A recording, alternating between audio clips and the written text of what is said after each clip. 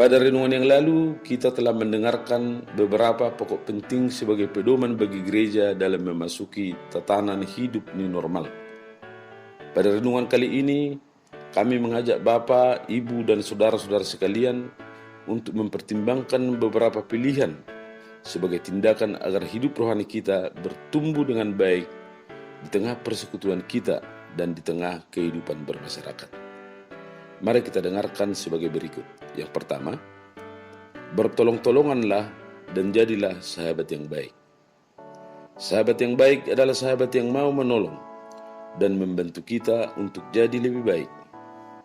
Sebagai sahabat yang baik, tidak ada alasan bagi kita untuk tidak mau membantu sesama. Sekalipun keadaan kita sangat terbatas, jika kita berkomitmen untuk membantu, pastilah ada jalan. Di Galatia pasal 6 ayat 2 dikatakan, bertolong-tolonganlah menanggung bebanmu. Hidup ini adalah rangkaian menerima dan memberi yang tidak ada putus-putusnya. Ada saatnya kita memberi dan ada saatnya kita menerima. Silih berganti. Yang kedua, hiduplah untuk hari ini. Di Matius pasal 6 ayat 34 dikatakan, sebab itu janganlah kamu khawatir akan hari esok, karena hari esok mempunyai kesusahannya sendiri. Kesusahan sehari cukuplah untuk sehari. Banyak orang merusak hari-harinya dengan membawa masuk kekhawatiran akan hari esok di dalamnya. Perasaan cemas dan khawatir karena ketidakpastian hari esok membuat hidup banyak orang menjadi bangkrut. Mereka membayar bunga di depan atas kekhawatirannya yang belum tentu akan terjadi.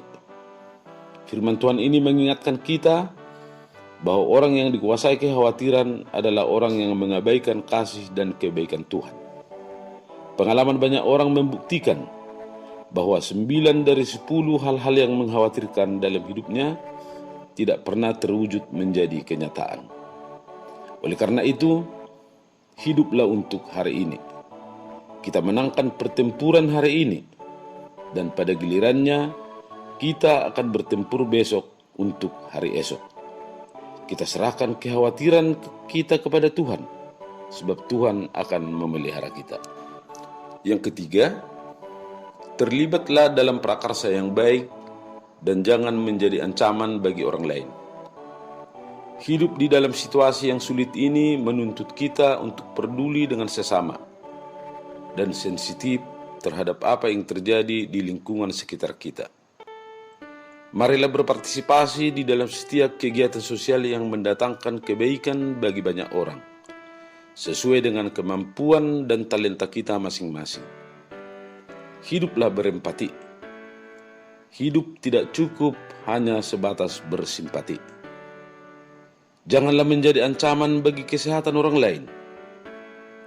Marilah kita disiplin mengikuti protokol yang sudah ditetapkan oleh pemerintah, supaya semua orang terlindungi dari penularan wabah COVID-19 ini.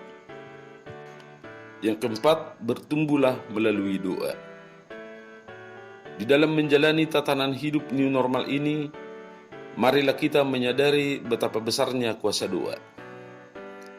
Kita sering berbicara tentang doa, tetapi jarang memanfaatkannya. Melalui doa, kita akan tersambung dengan Tuhan, memohon belas kasihan dan campur tangan Tuhan atas hidup kita. Dan dengan doa, kita akan memperoleh penguatan, mendapatkan topangan, dan akan mengalami pencerahan. Doa akan menghindarkan kita dari korban keadaan, sekaligus menegaskan bahwa Tuhan berkuasa atas setiap keadaan.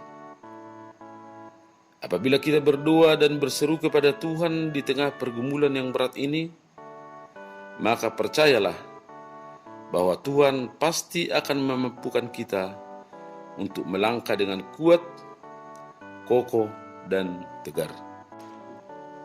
Bapak, Ibu, dan saudara-saudara sekalian yang terkasih dalam nama Tuhan Yesus Kristus, tidak mungkin kita memenangkan pergumulan ini jika mengandalkan kemampuan dan kekuatan kita sendiri.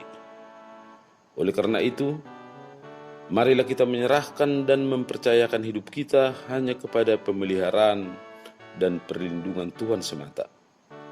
Percayalah, Allah Trinitas adalah Allah yang berdaulat, Allah yang berkuasa, dan kasih setianya adalah kekal untuk selama-lamanya. Kiranya melalui tantangan dan rintangan ini, iman kita akan semakin bertumbuh. Amin.